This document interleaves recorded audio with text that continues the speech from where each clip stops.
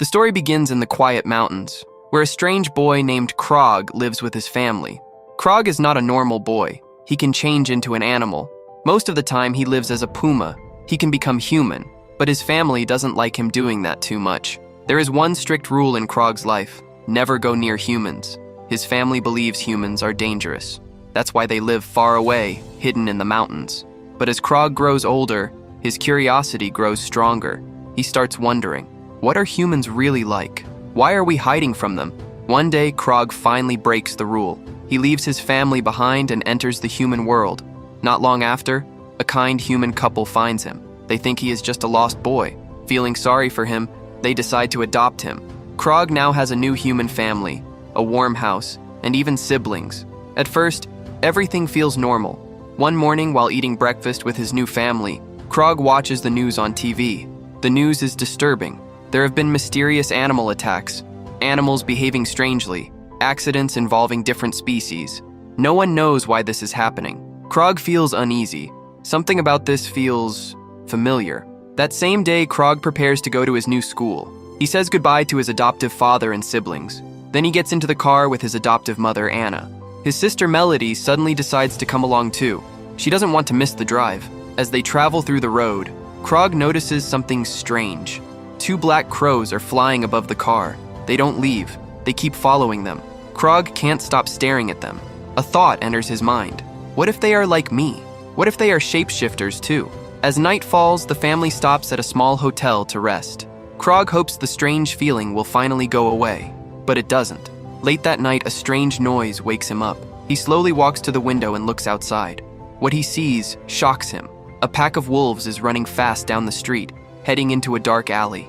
At the same time, the lights in the building across the road suddenly turn off. Krog's heart starts racing. He knows this is not normal. The next morning, the family gets back on the road.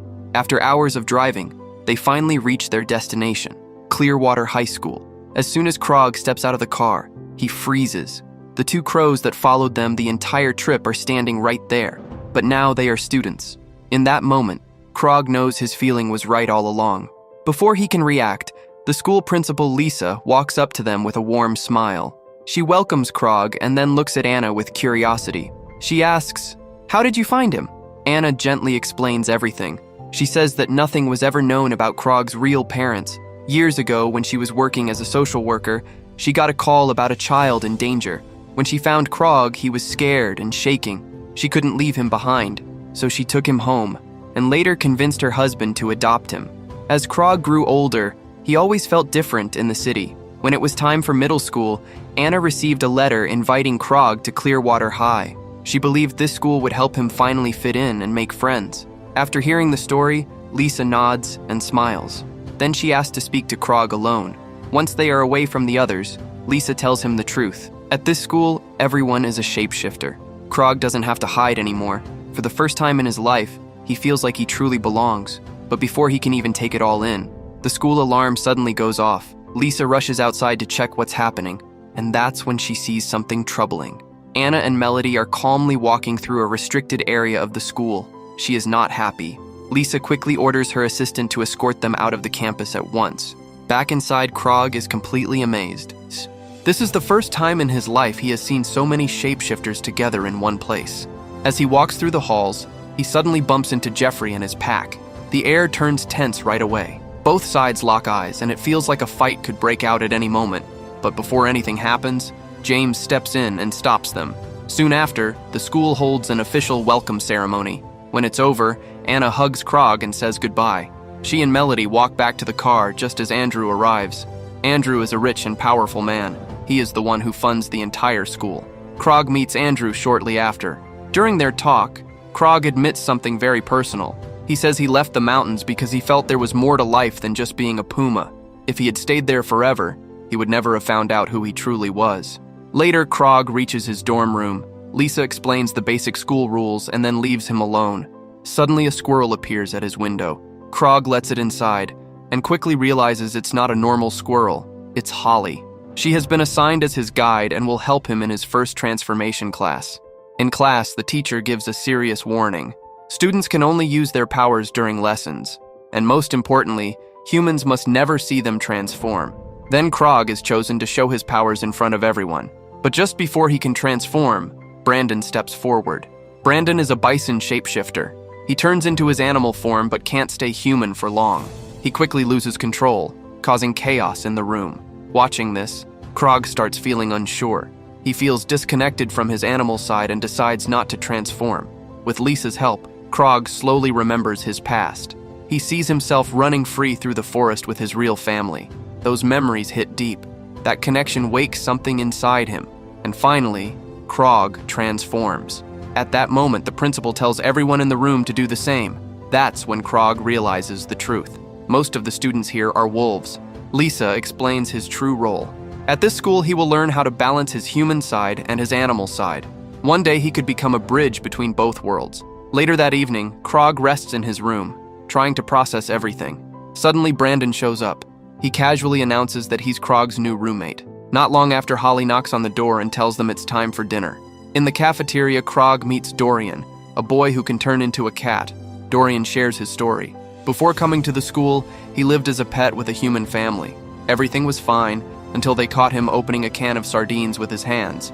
After Krog revealed his animal form, many students start respecting him, but some are also afraid of him. For the weaker students, just standing near him feels scary. One small boy, who can turn into a tiny horse, tries to stay unnoticed, but he runs into Jeffrey and his wolf pack. The situation turns dangerous fast. Krog doesn't think twice. He steps in to protect the boy. This only makes things worse. The wolves try to scare him, but James arrives just in time and breaks up the fight. That night, Krog dreams about his family, but suddenly a loud crash wakes him up. Brandon has transformed in his sleep and completely destroyed his bed. Brandon laughs it off and says it happens once or twice a week. Krog realizes his nights here won't be as peaceful as he hoped. The next day, during combat class, Brandon and Borda are picked to fight, but Brandon refuses. He says he's a pacifist and walks away. The teacher then chooses Krog. Krog still doubts himself. Seeing this, Andrew steps in and hands him a small pouch. Inside is PUMA urine. The moment Krog smells it, something snaps. He transforms instantly. Even though Borda is much bigger, Krog moves faster, strikes harder, and fights with pure will. In the end, he wins. Next, it's Dorian's turn. But the awful smell from his opponent makes the cat run away, giving up the fight. At the end of class, Andrew approaches Krog. Impressed by what he saw, he makes him an offer. Andrew wants to become Krog's mentor. To prove he believes in him, Andrew even gives Krog the pouch of PUMA urine, saying the boy has a bright future ahead. But someone is not happy about this. Jeffrey watches everything from a distance. Seeing the school's sponsor favor a new student fills him with jealousy, so he challenges Krog. Jeffrey promises that if Krog can beat the wolves in a duel, they will leave him alone forever. That afternoon, Krog meets his friends in the treehouse and tells them everything. Brandon is worried and warns him that fighting could get him expelled, but Krog has had enough of the insults. He refuses to back down. Holly promises to stand by his side, and even though Brandon is nervous, he admits he can't wait to see the wolves finally get what they deserve. That night, the three of them sneak out of the dorms. Before leaving, Krog smells the pouch to awaken his animal side, and transforms. When they reach the duel spot, Krog asks who he'll be fighting. That's when he realizes the truth. It's a trap. Not two wolves, but Jeffrey and his entire pack. Still, Krog doesn't run. He's stronger than any of them one-on-one, but the wolves attack together. They jump him from behind and pile on all at once. Seeing Krog in danger, Holly pushes Brandon off a cliff, forcing him to leap down and help. While Brandon distracts the pack, Krog fights back with everything he has. In the end, the wolves have no choice but to retreat. Jeffrey is defeated. The next morning, James notices several injured students and sends them straight to the infirmary. Their excuses are weak. It's obvious they fought during the night. Just as Krog is about to be called in by the principal, something unexpected happens. Andrew invites him out for a drive. During the ride, Krog realizes Andrew already knows what happened. Andrew tells him the truth. A real puma shouldn't have needed help, even against 4 wolves. Because Krog left his real family too early, he never learned how to hunt. So Andrew decides to teach him. He wants to turn Krog into a true predator. When they return, Lisa stops them. Angry, she forbids Andrew from giving Krog any special treatment. She warns Krog directly. If he wants to stay at the school, he must follow the rules and never fight outside of class again. Later, Holly and Brandon rush over to check on him. That's when Krog notices Lou walking into the forest. and decides to follow her. Together, they overhear teachers talking about the recent animal attacks. They are sure shapeshifters are behind them. If humans learn the truth, peace between the two worlds will be over. That's why Lisa and the council must stop the attacks at any cost. On the way back, Krog confesses something important. During his road trip, he saw wolves attacking humans in a nearby town. He is sure it was Jeffrey's pack. The next day, Andrew keeps his promise and takes Krog into the forest. He teaches him how to hunt. First choose the prey, then watch it carefully, and finally, strike at the right moment. Krog succeeds and catches a deer. They share the meal. On the way back, Andrew opens up. He once had a daughter. If she had lived, she would be Krog's age. Later at recess, Lou notices Krog isn't eating. He tells her he already hunted that morning. Hearing this, Lou goes quiet and walks away. She remembers the day a puma attacked her mother, leaving her badly hurt. Feeling guilty, Krog follows her into the forest, trying to make things right, but he can't catch up. That night, Krog hears howls outside his window. It's Jeffrey's pack. Suspicious, he follows them to the nearest town. There, he sees the wolves scare off a guard and sneak into a factory. Just as he's about to confront them, they turn on him. But before a fight can start, Andrew appears. He stops everything, orders the wolves into the car, and drives them all back to the school. After that, Andrew asks Krog to stay behind with him, alone. That's when the truth finally comes out. Andrew admits he is the one behind the recent animal attacks. Hearing this breaks Krog's heart. He feels betrayed and realizes he may never have trusted Andrew in the first place. Andrew then opens up about his past. Years ago, his wife and young daughter were killed by a hunter in the forest. Since that day, Andrew has lived with deep anger toward humans. He believes humans have ruled over nature, destroyed habitats, and pushed many animals to extinction. For 50 years, the school council tried to guide humans to protect nature, but nothing worked. Things only got worse. So Andrew decided to act on his own. During dinner, a woman arrives to serve food. Krog notices she has a mechanical leg.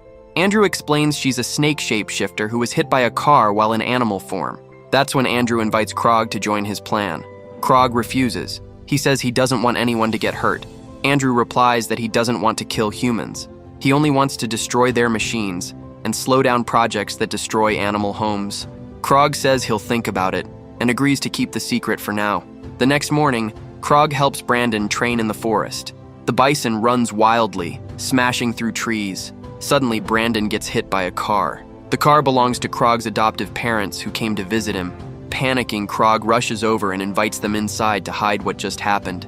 Inside his room, Anna spots a squirrel digging through Krog's things. The principal quickly scolds her, reminding her that visits must follow strict rules. Before leaving, Anna tells Krog she'll stay in a nearby town for the weekend and asks him to join her. Krog happily agrees. Later, Andrew calls Krog and invites him to a special event that same weekend. Krog refuses and makes it clear he doesn't support harming humans. Andrew hangs up without a word. Feeling uneasy, Krog goes into the forest to clear his head and practice transforming. Hours later, Wing finds him, worried. Suddenly, a drone appears in the sky. Wing recognizes it right away. It belongs to a hunter, and tracking dogs have already been released. Krog runs and hides in the treetops, but the drone follows him. To save him, Wing destroys the drone and tells Krog to keep running. After a long escape, Krog finally collapses from exhaustion. That's when Shadow, one of the Crow girls, appears and throws him clothes so he can turn back into human form. With help from his friends, Krog makes it back toward the school, but just before reaching campus, he faints. Andrew finds him and takes him to his house to rest. When Krog wakes up, he tells Andrew about the hunter. A painful thought hits him. What if the same thing that happened to Andrew's family also happened to his real family? That fear changes everything. Krog decides to support Andrew's plan and join his fight. Before their first mission, Andrew reveals something shocking. He has already sent shapeshifters to search for Krog's real family. If they are alive, he promises they will find them. Soon after, Krog gets a call from Anna. She cancels their weekend trip, saying she has an important appointment. At the same time, Brandon and Holly show up, worried about him. They try to talk to Krog, but he has already started pulling away from them. Soon after, Krog leaves with Andrew and the others toward the mine. Once they arrive, Andrew splits the group. Krog is told to scare forest animals away from the area. Jeffrey and the wolves are supposed to force the workers out so no one gets hurt. At first, Krog chases away a few rabbits, but then his heart almost stops. He He realizes his adoptive parents are camping nearby.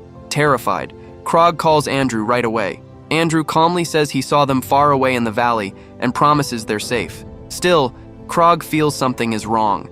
The wolves scare the workers so badly that they flee in a truck. As soon as the humans leave, Derek climbs into the vehicle to release the stacked logs. Krog begs him to stop.